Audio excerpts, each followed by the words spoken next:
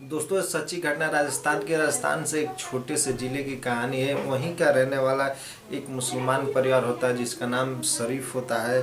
शरीफ बहुत पैसे वाला था, उसके पास जमीन जायदाद ज़्यादा थी और कुछ मकान में वो भाड़े पे भी रूम दिया था। जिस मकान में वो भाड़े पे रूम दिया था उसी मकान में वो रहता भी था। नीचे भाड़े पे दिया था, ऊपर वो खुद रहता था। एक दिन दोस्तों, उसके कुछ करीबी रिश्तेदार आते हैं और शरीफ का अभी तक शादी नहीं हुआ था। शरीफ का उम्र 27 साल था और शरीफ के कुछ रिश्तेदार आते हैं। ये बोलते हैं, शरीफ कब तक तुम ऐसे रहोगे, काम करो, तुम शादी कर लो। तो जो शरीफ होता है मान जाता है, उसके माता पिता भी मान जाते हैं और शरीफ का शादी हो जाता है। शादी जिस लड़की से होता है, जिस लड़की का नाम रवीना होता है। रवीना देखने में बहुत ही सुंदर होती है और शादी के बाद जो रवीना होती है उसी मकान में रहने लगती है शरीफ। और जो रवीना थे बहुत ही खुश थे। जो शरीफ था उसे काम धंधे में इतना व्यस्त रहता था कि रवीना के लिए टाइम नहीं निकाल पाता था। एक दिन शाम के वक्त था, एक लड़का ढूंढते ढूंढते रूम आता है। वह शरीफ के मकान तक पहुंचता है। वहीं पे शरीफ बैठ के चाय पी रहा होता है और शरीफ से पूछता है, क्या सर यहाँ पे कुछ रूम मिलेगा, मुझे मकान रेंट पे चाहिए। तो जो शरीफ होता है वो जवाब देता है कि जी हाँ, यहाँ पर रूम मिलेगा, बल्कि आप शादीशुदा है कि बैचलर है। शरीफ ये सवाल उस लड़के से करता है। जो लड़का होता है ये बोलता है कि सर अब अभी मेरी तो शादी नहीं हुई है, बहुत जल्दी शादी हो जाएगी, मुझे रेंट पे एक कमरा चाहिए। जो शरीफ होता है वो हाँ पार देता है। शरीफ वहाँ से उठता है और जाके उसको रूम दिखाता है। उस लड़की को रूम बहुत पसंद आता है। फिर शरीफ को कुछ पैसे एडवांस देता है और दे के बोलता है कि सर मैं कल से यहाँ रहने आऊँगा। फिर वहाँ से वो लड़का चला जाता है और लड़का फिर वो दूसरे दिन आता है, उस मकान में रेंट पे रहने लगता है। फिर शरीफ कुछ काम की वजह से वो बाहर जाता है। जो रवीना घर में होती है वो अकेली रहती है और रवीना घर में अकेले रह के बोर हो जाती है। वो सोचती है कि मेरा टाइम पास कैसे होगा, मैं क्या करूं, अकेले घर में रह के मैं बोर हो जाती हूं। फिर एक दिन जो रवीना होती है वो अपने ऊपर कमरे से नीचे आती है। जो वो लड़का होता है जो रेंट पे रह रहा होता है वो रूम में खाना पका रहा होता है और फिर रवीना उसके पास जाकर बैठ जाती है। जो वो लड़का होता है वो डर जाता है, बोलता है कि मकान मालकिन मेरे रूम में आप कैसे आ गई, आपको यहाँ आना नहीं चाहिए, मालिक देखेंगे तो मुझ पर गुस्सा होंगे। जो रवीना होती है ये बोलती है कि मैं अकेले रूम में बैठी बैठी बोर हो गई थी, इसलिए मैं सोची कि नीचे जाऊँ, कुछ टाइम पास हो जाएगा। फिर वहाँ पे बैठा जो लड़का था वो रोटी पका रहा होता है। पकाते पकाते जो रवीना थी उससे बातें कर रहा था। दोनों इतना बातचीत में घुल जाते हैं कि ये बातचीत आगे बढ़ता जाता है। जो वो लड़का होता है और जो रवीना होती है एक दूसरे को पसंद करने लगते हैं। जो रवीना होती है उस लड़के को भी पसंद करने लगती है। एक दिन जो शरीफ होता है, रवीना का पति होता है, कुछ काम के सिलसिले में बाहर चला जाता है। जो रवीना होती है उस लड़के से के साथ अवैध संबंध बना रही होती है। बिना बताए हुए जो शरीफ होता है वो घर चला आता है। घर आता है, जब वो देखता है तो देख के वो हैरान रह जाता है। जो रवीना होती है, जो भाड़े पे जो लड़का रह रहा था उसको, और जो उसकी बीबी होती है शरीफ की, दोनों नग्न अवस्था में बेड पर एक दूसरे के गोद में लिपटे हुए पड़े मिलते हैं।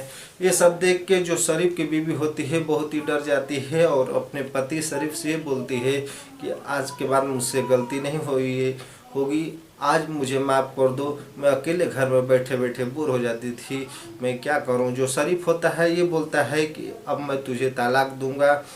तलाक के बात सुन के जो रवीना होती है अपने पति के साथ ऐसा कांड कर देती है कि आप जानेंगे तो हैरान रह जाएंगे। तो नमस्कार दोस्तों, स्वागत करता हूँ आप सभी का एक नई वीडियो में। दोस्तों, पहले ये मैं आपको बताया कि सच्ची घटना जो है राजस्थान की है, ये हाल ही में घटना हुई है। लास्ट में आपका इसको PDF देखने को मिल जाएगा। दोस्तों, राजस्थान का रहने वाला बहुत ही नेक परिवार था, जो मुसलमान परिवार था, बहुत ही पैसे वाला था। और पैसे वाला इतना था उसके पास ज़मीन जायदाद और इतनी मकानें थी, जो बहुत से मकानें रेंट पे दिया था और छोटा मोटा व्यापार था, अपना करता था, रोजी रोटी अपना चलाता था। सिर्फ उसकी कमी थी कि उसकी एक बीवी की। और शरीफ जो था पहले बैचलर था, शादी के बाद वो उसके पास जो बीवी थी वो भी आ गई थी। जिस लड़की से शादी हुआ था पहले ही आपको बताया, जिस लड़की का नाम रवीना। रवीना जब पकड़ी जाती है तो वो बहुत ही तौर तरीके अपनाती है। फिर एक दिन जो लड़का वारंट पर रह रहा होता है, जिसका नाम दोस्तों अमन होता है, उसके साथ मिल के एक प्रोग्राम बनाती है और ये बोलती है कि देखो मेरे अगले महीने में ज़मीन बिकी है, उस ज़मीन के बिके हुए कुछ पैसे मेरे पास है, चलो हम यहाँ से फरार हो जाते हैं। जो अमन होता है उसके दिमाग में तरह तरह की आइडिया डालता है, क्योंकि अमन तो उससे पैसे ऐंठना था रवीना से। जो औरत होती है रवीना होती है, वो उसके बातों में आ जाती है और उसके बातों में आके एक ऐसा गलत कदम उठा देती है, फिर उसको पछताना पड़ता है। दोस्तों अंत तक जरूर बने रहेगा। चैनल पर पहली बार विजिट करें तो चैनल को सब्सक्राइब जरूर कीजिए और वीडियो को लाइक करना ना भूलिए।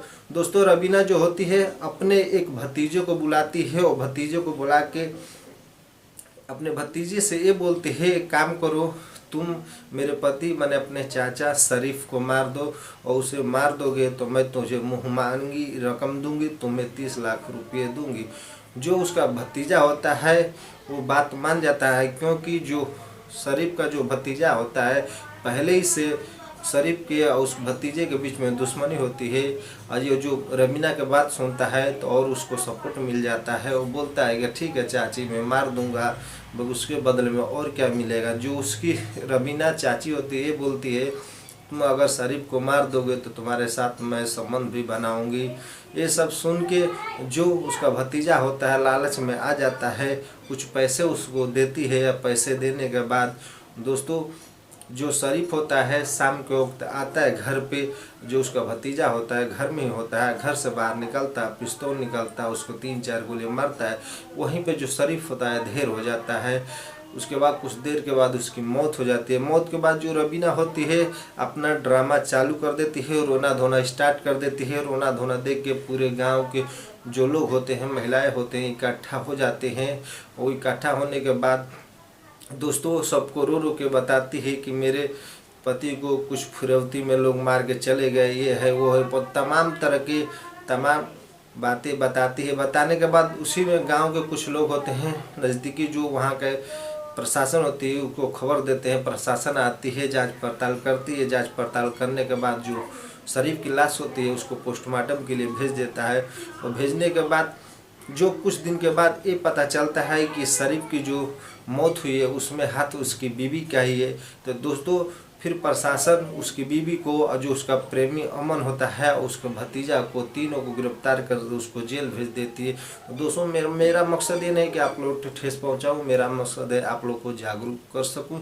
इस कहानी से आपको क्या सीख मिली, जहाँ भी रहे सावधान रहिए, सतर्क रहिए। तो मिलते हैं हम नेक्स्ट वीडियो में, तब तक के लिए जय हिंद जय भारत, अपना ख्याल रखें।